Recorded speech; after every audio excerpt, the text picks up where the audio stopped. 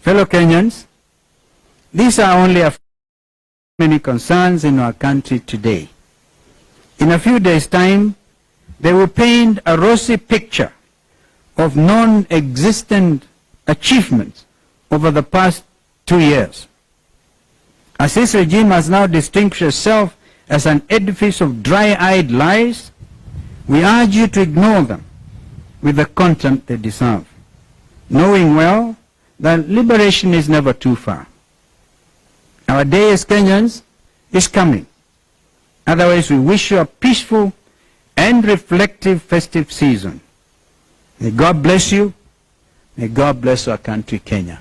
Foodstuffs are with us. In the wake of the fakery around fertilizers and seeds, Kenyans also suffered a thorough beating by Mother Nature. Floods hit many parts of our country. Kenyans drowned in flood waters as the state looked on, unmoved. And when it intervened, it was to pull down people's homes. You remember, Madare? Remember? Without any effort at all to give them the comfort of alternative shelter. The Kenyan state reported that it had set aside hundreds of billions of shillings as floods disaster management funds. To date, we don't know what happened to those monies.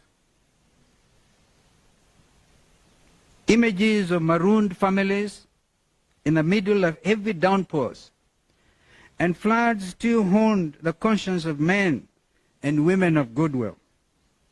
Forced demolitions still continue even today under one pretext or the other. The objective is to grab public under the amorphous so-called, I quote unquote, affordable housing project. This project is shrouded in blatant opaqueness. This can only speak to corruption in high places in a compromised national state. Unfortunately, when Kenyans ask questions about this opaque project, they are accused of being unpatriotic, tribal, hostile to the government, and idle. Indeed, wenye upepo mbaya. Both the opacity and the hostility by the state against inquiry speak to only one thing: corruption. We have bad news for President William Ruto and his pawns. No amount of blackmail or intimidation will make us relent on asking questions about corruption in our country. We are going to talk about corruption, and we are going to fight it too. Like we did. We went to court against the Andani JKI takeover. No amount of threats, intimidation, abductions, and disappearances, or even killings, will stop us from demanding accountability. We are not just asking. We actually demand accountability. It is in accordance with the rule of law, in accordance with our Constitution 2010. It has also been a season of confusion and unrest in our schools, in our hospitals, and in our universities. Moi University is a glaring example of misrule. We have seen confusion in our airports and across the counties, all owing to what can only be described as felonious conduct by Kenya's national executive. Professional staff in these places have spent months at a time on strike. The government has failed to honor legitimate collective bargaining agreements with teachers, with university lecturers, with doctors and other health workers, as well as with university staff. Other Kenyans have gone on strike out of fear of loss of jobs and livelihoods due to reckless decisions and actions by a short-sighted and uncaring government that entered into such shameful deals as the obscure Adani tenders. There are such fears in the Airports Authority and among members of the now defunct National Health Insurance Fund, NHIF. Meanwhile, the Social Health Authority, SHA, that replaced NHIF, is in a state of thorough confusion. Kenyans are dying every day for want of health care because of the confusion in SHA. Was this SHA intended in the first place as a scam? Almost as if it has been in the grip of some mysterious forces from the spiritual world, Kenya Kwanza is visiting untold atrocities upon its citizens. This has been the season of abduction, disappearance, torture, and killing of Kenyan youth. In all this, the government has feigned ignorance. The year we are about to end will be recorded for the battering in the streets and for the killing of our Gen Z youth. Their only sin was that they came out to exercise democratic self-expression and to stage peaceful protests against an untrustworthy regime that has gone rogue. And how did the regime act? They did a parallel of goons to turn otherwise peaceful, legitimate protests upside down. Our youth protested against oppressive tax policies and against bad financial laws and practices. They demonstrated against shameless displays of opulence and of corruption in high places in government. For this, they were battered, their heads were violently opened in the streets. Those pictures outside the National Assembly are still fresh in the minds of Kenyan parents. Their lives were taken away in the prime of youth. They were shoved into gunny bags and thrown into dump sites like bad rubbish. What government does this anywhere in the world in the 21st century? I recall when we had to go and join the people of Embakasi South and witness that terrible, terrible sight. If it was a responsible government, by now they would have sent the Army, National Youth Service to clean up that mess. But do they care? This regime is determined to reverse the democratic gains that Kenyans have made over the years. It has captured the legislature and reduced it to a cheap rubber stamp for the executive. And today, it is busy stalking the judiciary with the same intents. We hail Kenyan youth for standing up to this oppressive and corrupt regime. We assure them that they are not alone. They are our children. Their welfare is of the greatest import to all of us. We shall not look on as their future is stolen from them by an uncaring regime. We are going to fight for you and with you, especially in the new year. To that extent, we will give direction not too long from now. Prepare for the start of what I call the final liberation of our country. We are sending a warning to the abductors and to the killing squads. The writing is on the wall. Your days are truly numbered. We intend, including court advisory, to send our officers to Haiti. This kind of impunity is hugely reprehensible. We cannot allow our country to become a rogue state, international scene. We are closely looking into the matter of deployment to Haiti and will address it more comprehensively in the new year. Closely related to this is the fact that under Kenya Kwanza, our country is now gaining the dubious distinction and outrage of abducting foreign nationals on our soil and deporting leaves the stage. Fellow Kenyans, these are only a few many concerns in our country today.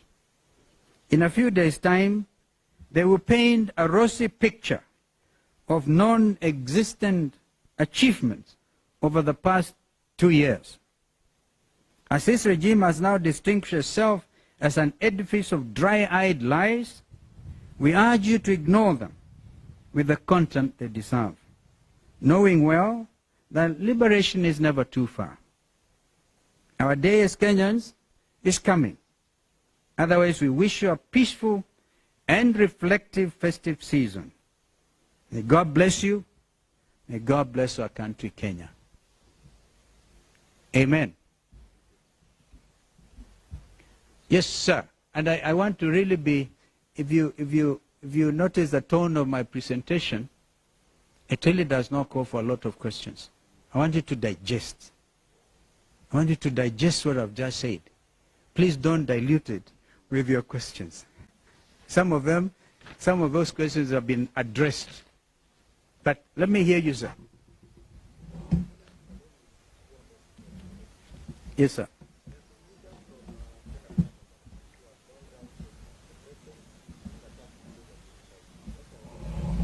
That's what I'm saying. For example, oh, hi. Babayao, I wish he could answer some of these questions. You know, that is defeatist. We are one nation under God.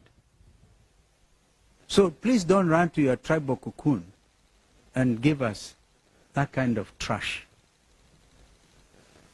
Another question, sir. Yes, Steve. Yeah. Yes, sir.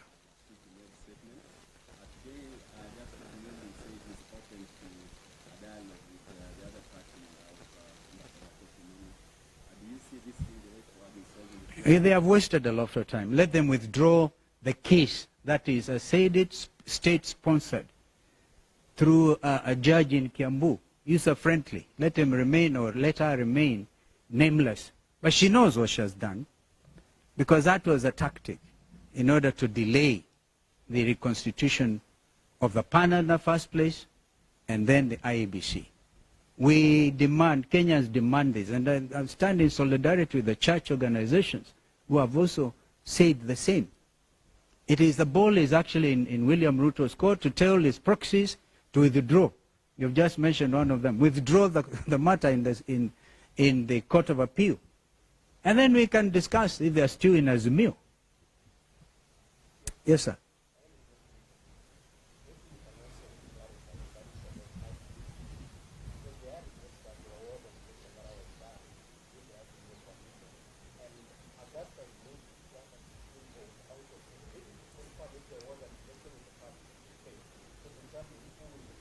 So first of all, an election based on what law? Number one. And number two, even if there was, all right, these matters were canvassed before the judge who had the matter. For example, that Augustus is a young man I know, okay? And I'm always ready to talk to him. It's one of us.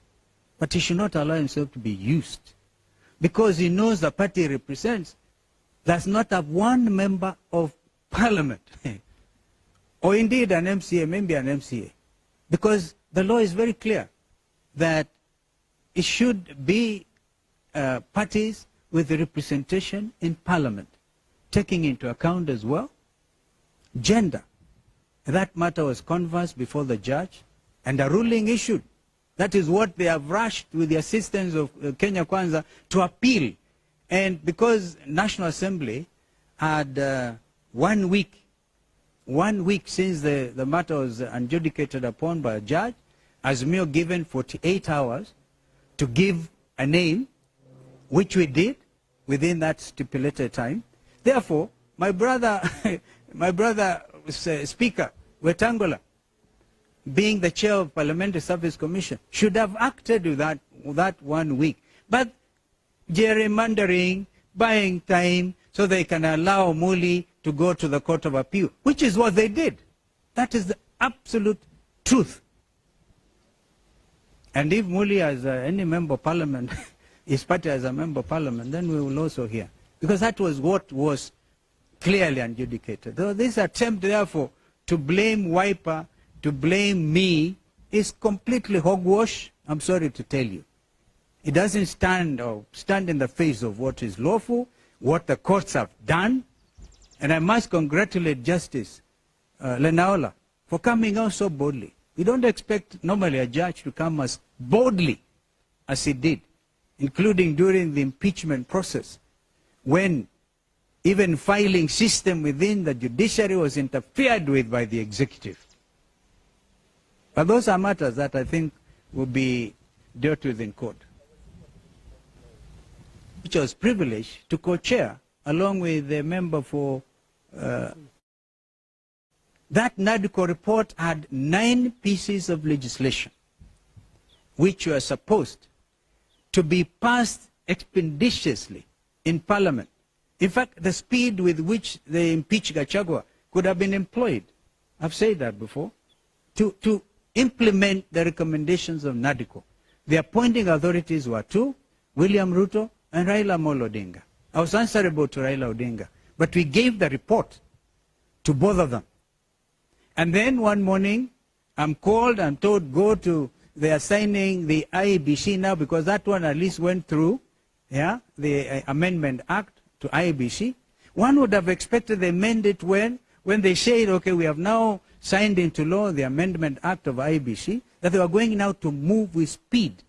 But instead, putting all manner of clogs and showing political bad faith. That is what I can call it. In fact, my worry now is what happens, because Raila and William Ruto are supposed to consort and agree on who becomes the chairperson of IEBC. We made it so easy for my friend Raila Odinga. I hope he can stand strong and act for once in the best interest of Azimio. Because when I last checked, I was still in Azimio. And the leader is Raila Odinga, who appointed me to NADCO. We need to be able now to act in the best interest of this country. This matter of IBC is the most urgent issue. The people of Banisa constituency lost their member of parliament over a year ago. They're still waiting for a by-election. And others. Why disenfranchise Kenyans? Because of political expedience. But as I said, I invite you, maybe I can share with you some of my thoughts on why the delaying tactics. And if we do that, do not record me and forward to Itumbi.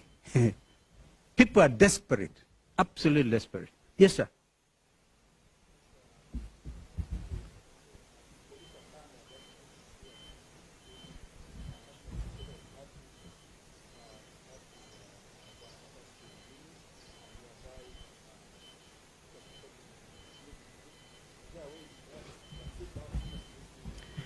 Yeah, I said Muli is one of us.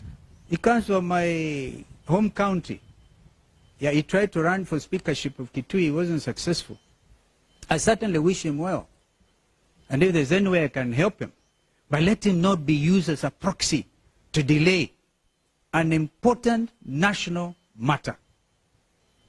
Of course, that recording by Tumbi, which is a strange thing, had to do with, because Augustine Muli went to the office of Junet Mohammed, who is, of course, the secretary. As we speak, the Secretary General of Azimio is Junet Mohammed. And that is the last very important thing up to date Junet has done. Because he forwarded the name of Dr. Koki Muli in accordance with what he had agreed within Azimio. So the name of Koki Muli was agreed upon following the direction of the judge who determined the matter, and gave Azimio 48 hours to forward a name. That supersedes what you are talking about, my friend. Who was it who was asking that other question about who may have garnered what votes, whatever? That did not take into account the fact that one, the national, whatever the party is, yeah, because there are 23 parties, by the way, in Azimio, yeah, but one had to have a parliamentary party. And everybody in this country knows Wiper Democratic Movement is a parliamentary party. And by the way, Professor Adams Olo went in easily because Raila and us that time had agreed on the formula, which formula was messed up by the political party's liaison team. That is the whole story.